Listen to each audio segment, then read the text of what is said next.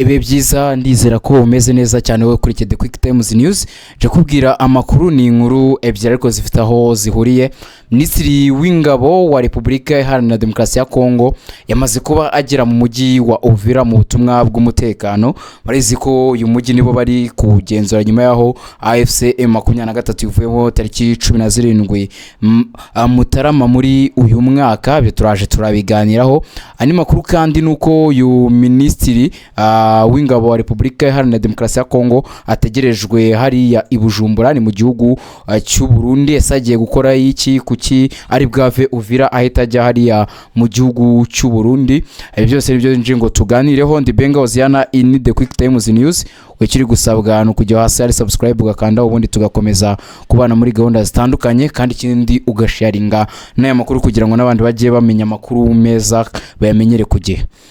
Vice Ministri w'intebe ushinzwe ingabo n'abahoze ku rugerero muri Repubulika Iharanira Demokarasi ya Kongo akaba ari Guy Kabombo Muwandiamvita yamaze kuri iki cyumweru yarari hariya tariki 24 Gicurasi 2026 yarari mu mujyi wa Uvira ufatwa nk'umurwa mukuru w'agateganyo wa Kivu y'Amajyepfo mu rwego rw'ubutumwa bwo gusuzuma uko umutekano uhagaze ndetse no gukurikirana ibikorwa bya FARDC hariya ku rugamba.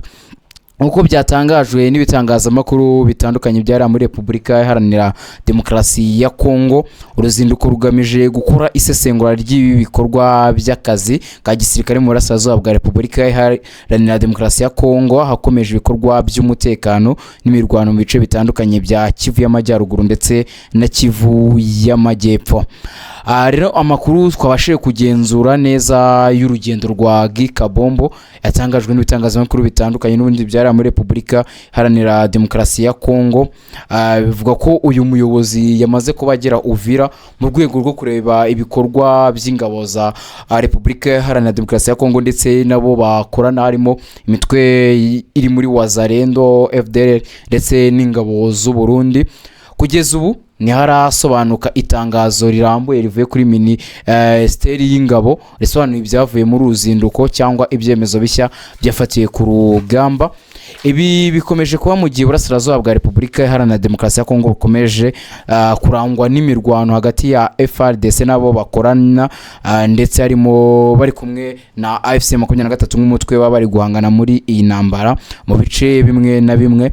Ubwo nago turabona itangazo ryemeza neza iby'uru ruzinduko rwa Minisitiri w'ingabo. Ubu turaje turarebera hamwe icyo bishatse kuvuga ku bijyanye na diplomasi ndetse no ku mutekano hari mu burasirazuba bwa Repubulika Iharanira Demokarasi ya Kongo. Ariko ndabanza kukujyana n'ubundi ku makuru y'uyu Minisitiri w'ingabo umaze kuba ategerezwa hariya mu gihugu cy'u Burundi. Nyuma y'ijoro rya mbere mu mujyi wa Uvira, nubwo mu nkengero zaho muri Uvira y'Amajyepfo havugwa imirwano ya hato na hato, Vice Ministri w'intebe akana Minisitiri w'ingabo wa Repubulika Iharanira Demokarasi ya Kongo Guy Kabombo Muwandiamvita arerekeza i Bujumbura, umurwa mukuru w'ubucuruzi wa Repubulika y'u Burundi, aho biteganyijwe ko agomba kujyana ibiganiro na mugenzi w'u Burundi Marie Chantal Nirijimbere. Rero urwo n'uruzinduko n'ubundi akora nyuma y'urwo nari maze kubabwira yakoreye muri Uvira. Ibiganiro byabo biribanda ku bibazo by'ubufatanye bwa gisirikare hagati y'ibihugu byombi mu rwego rw'akarere gakomeje kurangwamo ibibazo by'umutekano muke. Biteganyijwe kandi ko impuguke z'impande zombi zizakorana imirimo yo gusuzuma no gushimangira ubufatanye bwa gisirikare ku ngabo z'u Burundi zikorana n'ingabo za Repubulika Iharanira Demokarasi ya Kongo. Ibyo ni bimwe mu biza kuganirwaho n'ubundi mu biganiro baza kugirana. Abayobozi bombi ba Minisitiri w'ingabo baraza kuganira ariko n'impuguke mu bya gisirikare yaba abaherekeje Minisitiri w'ingabo ari muri Repubulika Iharanira Demokarasi ya Kongo ndetse no ku ruhande rwa Repubulika y'u Burundi baraza kwicara baganire ku bufatanye ku mpande zombi. Ubwo dushobora no kumva basinye andi masezerano mashya ku bijyanye n'ubufatanye n'ubundi basanzwe bafitanye mu bijyanye n'igisirikare. Murabizi twagiye tubabwira kenshi ko ingabo za leta ya Kinshasa zirwanana n'ingabo z'u Burundi hariya muri burasirazuba bwa Repubulika Iharanira Demokarasi ya Kongo. Hari icyo nababwiye turi gutangira ubwo ndavuga ku ruzinduko rwa minisitiri muri Uvira. Murabyibuka bwo tariki 17 Mutarama uyu mwaka AFC M23 yashyiraga hanze itangazo rivuga ko ivuye mu mujyi wa Uvira kubera kubahiriza amasezerano bari bamaze gusinyira i Washington mu Kuboza 2025. Byari byatangajwe ko uyu mujyi ugomba guhita winjiramo ingabo zidafite uruhande na rumwe zibogamiyeho. Harabatekerezaga MONUSCO cyangwa se n'izindi ngabo zishobora koherezwa n'imiryango mpuzamahanga, ariko siko byagenze. M23 kimara kuvana ibirindiro hariya muri Uvira, FARDC ndetse na Wazalendo n'indi mitwe bagenda bakorana harimo n'igisirikare cy'igihugu cy'u Burundi bahise bashinga ibirindiro hariya mu mujyi wa Uvira. Ibi rero kuba no minisitiri w'ingabo yakorera uruzinduko hariya mu mujyi wa Uvira ni cyerekana umugambi cyangwa se icyo leta ya Kinshasa itekereza ari ku mujyi wa Uvira. Mu minsi ishize nibwo byatangajwe ko M23 ishobora kuba iri gushaka gusubira hariya mu mujyi wa Uvira. Nubundi biturutse ku byari byatangajwe na Corneille Nangaa, yari yatangaje ko kuba bararekuye umujyi wa Uvira abona ko nta kintu na gito byigeze bitanga ku bijyanye na diplomasi ndetse no ku bijyanye n'intambara abahanganyemo na leta y'Kinshasa. Bavuga ko bazaruka uko bakuye ubutegetsi bubi bw'Kinshasa. Rero none kuri inshuro Muadiamvita yaje kuba akorerayo uruzinduko, bigaragaza ko uyu mujyi wa Uvira n'ubundi umurwa mukuru we wa Kivu y'amajyaruguru uri mu mibare cyane ya leta y'Kinshasa. Impamvu mbihuza rero n'uruzinduko rw'uyu minisitiri w'ingabo muri igihugu cy'u Burundi nuko mu gihe M23 yaba yongeye gufata umujyi wa Uvira, noneho abarundi baba bameze nk'abafunzwe ho nibabona gusohoka ntago byaza kuborohera.